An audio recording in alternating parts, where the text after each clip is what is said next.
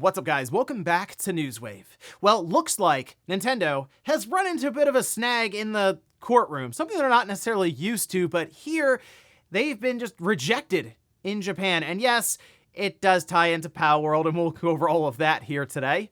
Also, we are going to be talking about Xbox as Microsoft shared some of their financial results, and it really shows, well, why they are saying the things they are about the Xbox brand and direction. And we have some good news for once for TimeSplitters fans because, well, a long awaited release is finally coming into view, and yes, we have the release date. We'll go over all of that and more. Guys, if you enjoy these videos, make sure you hit that like button. Helps out a ton. And if you're new here to the Spawnwave channel, make sure you subscribe down below. And of course, members for the channel do get Newswave early. If you would like to learn more about that, click the join button or link in the description down below. And we're going to start today with Dragon Quest 1 and 2 HD 2D Remake. It is out today, October 30th, and reviews went live yesterday, which we can see this over on Metacritic. Now, it is a range of reviews across multiple different platforms. The two highest, or most reviewed, I should say, platforms, PS5 and then Switch 2. The Switch 2 version came in with an 86 on Metacritic. The PS5 version came in with an 84. That one was reviewed the most, so we'll split the difference, say an 85 on this. Now, if we take a look at some of the different reviews here, GameLiner gave it a perfect 100, saying it shines with stunning visuals, atmospheric music, and smart quality of life upgrades that breathe new life into the classics. We also have PSX Brazil says Dragon Quest 1 and 2 HD 2D is an exceptional remake of two of the most important titles in JRPG history, completely updated for modern times without losing their own identity. Now, if we look at the opposite end of the spectrum here, for example, Cultural Geek says Square Enix remains the king of retro remakes, once again proving its mastery with this beautifully stylized version brimming with charm and nostalgia. The original creator of console RPGs may no longer be as groundbreaking as before, but this is still a worthy entry. So, I mean, look, for me, Dragon Quest 3 HD 2D Remake was awesome. So I was already looking at this like, yeah, I'm picking that up right away. And if it just continues along with what we've seen there, yeah, this should be an awesome release. Some were saying that so Dragon Quest 1 is shorter than 2, but you put them both together and you're still getting just about the same amount of time you got out of Dragon Quest 3, maybe a little bit more. So I'm on board picking this one up as soon as possible. The thing is, a lot of stuff happened right now, so might be one I get to a little later in the year. Also, we did have a bunch of Resident Evil Requiem announcements yesterday, and two in particular kind of stood out. Now, pre-orders are just live across the board for the different platforms, but there's a Switch 2 Pro controller that's coming out for Resident Evil. You can see it here. Yeah, it's coming out the same day as the game, towards the end of February. But what's interesting, I guess, is there's also an Amiibo. Yeah, the Amiibo was the one that caught me off guard, where Grace Ashcroft is going to have her own Amiibo. Now, that's not till later on in the summer 2026, whereas that controller will be coming out on release. And it's interesting. One, this is the first special edition Pro controller we've seen for the Switch 2. It's Resident Evil Requiem. Did not see that one coming. The controller's kind of muted, though. I wouldn't mind seeing like a splash of color or something in there. And I know it's going along with the theme of Resident Evil Requiem. Still, it's one I'm going to pass on. There's some other games that I wouldn't mind seeing special edition controllers like this for that might look a little bit, again, splash of color, just a little bit better there. But cool for Resident Evil fans, and you can look forward to that releasing alongside the game at the end of February. Oh, and we could be coming up on, I'd say, a pretty big update for the PlayStation Portal, which we have had some updates here and there. For example, it can just play games through streaming. Not necessarily if you have a PS5. If you don't have one, but you have PlayStation Plus Premium, you can stream through the cloud. Now it appears Sony could be preparing to allow you to play games that you just own and aren't part of PlayStation Plus Premium. You can see this. This is over on the subreddit, where they noticed some text at the bottom that says, buy this game and then stream and play instantly on PS Portal or PS5 only with PlayStation Plus Premium. This would be a pretty big update, I think, for PlayStation Portal, because then it wouldn't even necessarily be tied outright to whatever's on PlayStation Plus Premium is what you can play, or Premium and Extra. You still need Premium for the streaming service, but then it would open up quite a bit to many different games that aren't available at this time. And they keep adding games in for ones that you can stream through the cloud. So it seems like this would be the next logical step, but we'll just have to wait and see for when Sony is ready to announce it, as it kind of slipped up here and found its way onto the PlayStation Store a little bit early with some of the language. And guys, with some of the quick news out of the way, let's get into the bigger stuff. Let's start right away with Nintendo and their war on Palworld. They've continued on with this. The situation around the patents and them going after Palworld continues to roll on. But now it seems like they've run into a bit of a snag in Japan. Now we can see this. This is over on Windows Central, where they say a key patent in Nintendo's monster capture family, one that sits right between two patents, currently being asserted in the Tokyo District Court, has been rejected by the Japan Patent Office. The decision cites a lack of inventive step, pointing directly to older games such as Ark, Monster Hunter 4, Craftopia, a Kantai Collection, and get this, Pokemon Go itself. So these are examples of prior art, as in prior to Nintendo going out and doing this, trying to file and get this patent to go through, which they are then also using alongside of other patents in this lawsuit with Palworld. And it's a little confusing. However, Games Fray did have a patent tree that they were showing off here, and it does show the newly rejected patent between these different patents and how they are relevant to the Palworld lawsuit that is ongoing. You can kind of see them connected there. And the idea here, looking at this, the patent being rejected could then have kind of a knock-on effect with the other patents that are being used in the lawsuit against Palworld, and yeah, would weaken really the point that Nintendo is trying to make here as they are going after Palworld in the courts. Now, what's interesting here is it was pointed out that this seems to have been something that was submitted by a third party, and it doesn't necessarily say who it was, but of course there's a lot of speculation that it was indeed Pocket Pair, who pointed out that all these other games already fell in line with a patent that Nintendo was then going out and trying to file. And I mean, look, if you play, they pointed out a number of different games here. The funny one was Pokemon Go, of course, when it comes to some of the monster capturing mechanics. But the fact that there are all these different games that were already kind of in line with that, it doesn't help Nintendo's case. Now, here's the thing, and it's important to note, this refusal was non-final, and that means that Nintendo, they can either just like abandon this patent, or they can go back and they can file a new patent application with different language, and they can change around some of the claims now that they maybe have an idea as to why it was rejected, and that would allow them maybe to get it through. And what this inevitably means is just more wasted time and money. It's still hard to say if Nintendo will win or if Pocket Pair will. Palworld's still like at the center of this whole conflict right now, but it is still an ongoing thing that will probably be ongoing for quite some time now. And here's the thing, Pocket Pair, they're still out there just announcing a bunch of different games like this one that actually looks kind of cool. So they say Pocket Pair Publishing is proud to announce the newest game, Cassette Boy. It's a puzzle action RPG inspired by quantum mechanics. So you rotate the map and anything you cannot see ceases to exist. Kind of reminds me of that old monochrome Game Boy aesthetic, but when you do turn the camera around, it has more of like a more depth or a 3D effect to it.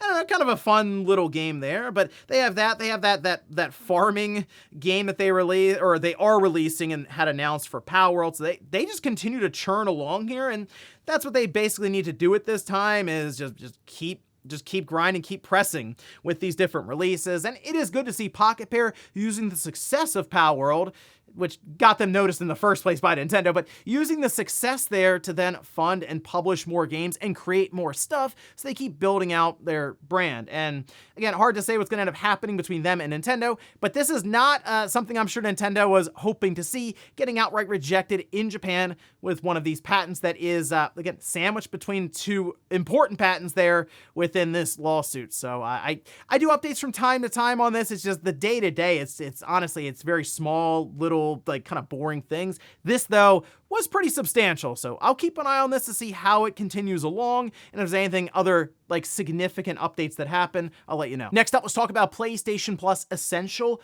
for the month of November. This was shared over on PlayStation Blog, which we can see the card here. And yeah, the headline game is Stray. Now, these games will be available starting November 4th until Monday, December 1st. So at the very least, make sure you claim these games and just add them to your library. You may as well, if you're a subscriber now, just take advantage of it. Here's the thing, Stray, it was already part of PlayStation Plus Extra and Premium prior when it came out. So this is them, they're kind of shuffling around it being Sony, the release then into a lower tier. But if you have not played Stray and you have PlayStation Plus Essential, and this would be your time to go, you know what, I will try it out, I think it is worth firing up. It was a very interesting, different, a very unique game, and I think it was pretty cool. It was. It's not a super long game either, so it is one of those games you can pick up, say, at the start of the week, play an hour or two here and there throughout, and then be done by that weekend. EA Sports WRC24 and Totally Accurate Battle Simulator also accompany Stray for the month of November. And I guess this would be your reminder as well to go ahead and claim Alan Wake 2, Goat Simulator 3, or Cocoon. If you have not done those, again, add them to your library. You may as well if you're a subscriber for PlayStation Plus Essential. For me, not a very strong month. I've already played through Stray. I played it actually when it went into PlayStation Plus Extra and Premium. It feels like a while ago now. Otherwise, though, the other two don't really necessarily appeal to me. So now I'm kind of looking towards what they have for us with something like Extra and Premium. That, of course, being revealed as we get further into the month of November. And here's hoping for some cool PS2 or PS1 games thrown in there and maybe some big games to get thrown into Extra. But I guess we'll see as we get further in. Otherwise, though, keep an eye out for these as they do go live November 4th and add them to your library. Next up, let's talk about Microsoft and their recent financial report. Now, this covers Q1 of their current fiscal year, and well, the thing we really care about would be the Xbox or gaming side. And they had a little section that was dedicated to it. We can see this, though. This is over their filing on page 34, where they say gaming revenue decreased $113 million or 2%, driven by a decline in Xbox hardware, offset in part by growth in Xbox content and services. Xbox hardware revenue decreased 29%, driven by lower volume of consoles sold. Xbox content and services revenue increased 1% on a strong prior year comparable with growth in Xbox Game Pass and third-party content, offset in part by a decline in first-party content. So this shouldn't be surprising. I mean, they've raised the price of the Xbox twice now, but even before, like the first time, it was obviously going to have an effect as they went along through Q1 of the fiscal year. But that, again, it's down again, that much, 29% again. This is a common occurrence. It is just a trend we've been following where the line has just been going down for Xbox hardware. And that's the reason I'm looking at this going, are they really waiting till like holiday 2027? I honestly don't know how much, I'm not sure how much lower the Xbox hardware sales can go. I say that, but then every time they wheel these numbers out, and they're like, oh yeah, it's down another 30%, it's down another 25%. It's like, wow, eventually you get to zero, right? But now, I mean, now look at how expensive the Xbox is, because that hasn't had any kind of long-term effect on, well, an effect on, say, the holidays. That's going to be the big thing if you think about it, where the Xbox Series X with the disk drive is $650. I don't know how many of those are going under the tree this year or just being gifted, because that's just expensive. I don't know how to say it. So in that case, I expect another large drop off in terms of the hardware revenue. And then are they going to go through all of 2026 like that? But the fact that it is down so much that it's completely offset by any of the software. So they might be making more money on software than they did before, but the hardware keeps dropping so much that the net gain at the end is 1%. It's like, but being down 113 million, that's it's not a little bit, even though it's 2%. That's still a lot of money to be down. So it does show why Microsoft is talking about Xbox the way they are, where they're mentioning other ways to play, other ways to get to their games, because I mean, the hardware isn't really selling, so they got to find other ways to get to people. And yeah, part of that is we're going to move these games to PlayStation. We're going to move these games to the Switch 2. And hey, if we can, we'll get it on the Switch 1 even, because there's so many people there now. But that's their strategy going forward. Multi-platform, but also just multi-device, you can say, as they're talking about things like TikTok and other avenues of pulling time away from their different platforms. That's just where they are. Let's merge Xbox and Windows and make it one big family, and that way Xbox is kind of covered up by what's very successful for them, which is cloud, Windows, and their big push for AI. So that's the thing. It's strange to me for them to not just now be, let's just start talking about next gen, because I mean, this gen just really isn't doing a lot. It's just not really selling. And in our last bit of news, let's talk about a project that is more than a decade in the making, and it is targeted directly towards TimeSplitters fans. And they've gone through it. It's not been great with it seemed like the franchise was getting revived, and then it got shut down because Embracer wasn't working great there behind the scenes. They had to start just cutting studios and projects, and unfortunately, TimeSplitters was one of them. But the fans didn't give up, and now we have a release date for TimeSplitters Rewind. This over on the website that launched. Yeah, you can see it, TimeSplitters Rewind, with a countdown timer that seems to be set to go to 0 on November 23rd. Now they say, sorry it's taken us so long, we've only been making the largest free content video game ever.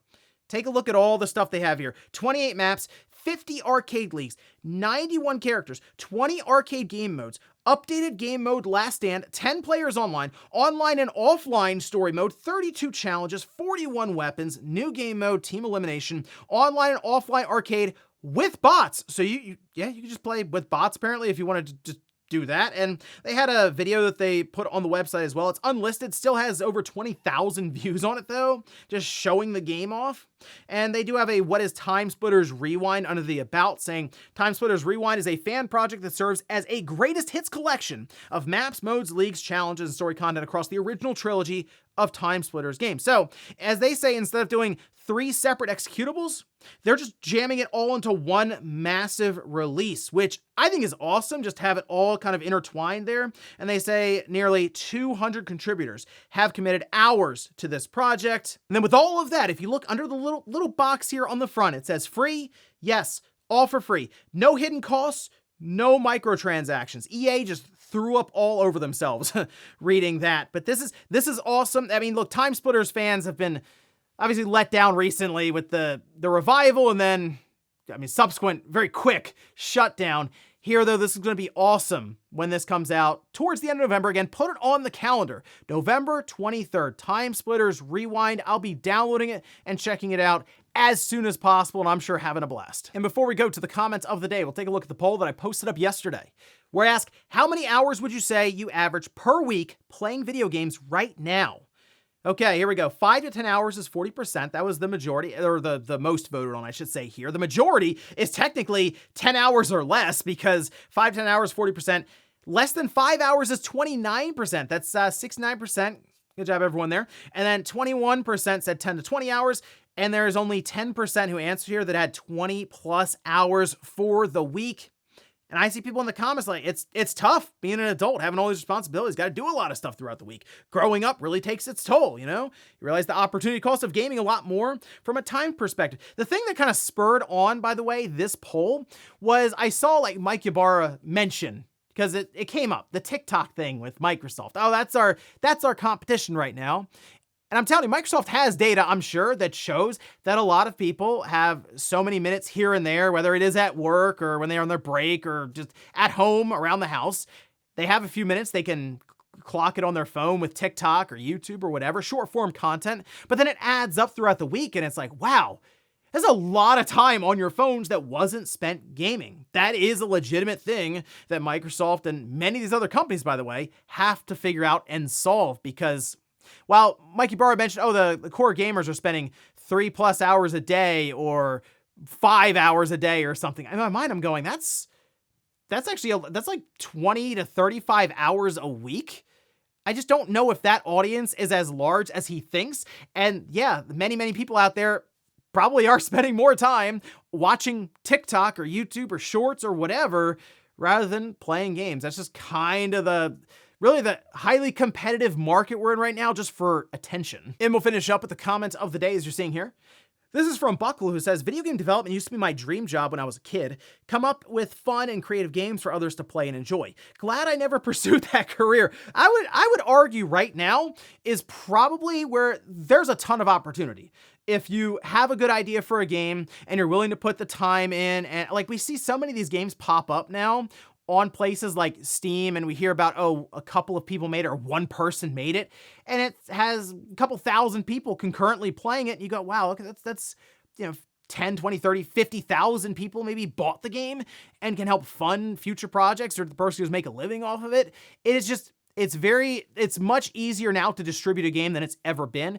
And even if you're someone who's like, I don't know how to do it, I mean, we're talking about AI constantly, right? Let's face it, you could probably fire up any of these AI chatbots and go, how would I go about making a game without using AI directly to make it? I want to learn these different programs or codes or whatever. How would I do that? Yeah, I could probably walk you through it. It could probably teach you. There are some AI programs that I've seen that will look at your screen with you and tell you which buttons to press and what everything means. That's the part. Right now, you can just kind of learn on your own better than ever before. So that's the exciting thing. Even though we talk about AI taking over like all these industries and stuff, it's so wide open right now for game development, especially on the indie side, that if you've ever wanted to do it, now is probably the time to take a shot. Ladies and gentlemen, that's going to do it here for Newswave. If you enjoyed this video, guys, hit that like button. If not, hit the dislike. Leave comments down below about everything we talked about here today. If you missed yesterday's Newswave, I'll leave it up here in a card. Or maybe you want to check out some of the different Switch 2 game cartridges, especially heading into the holiday season, whether you're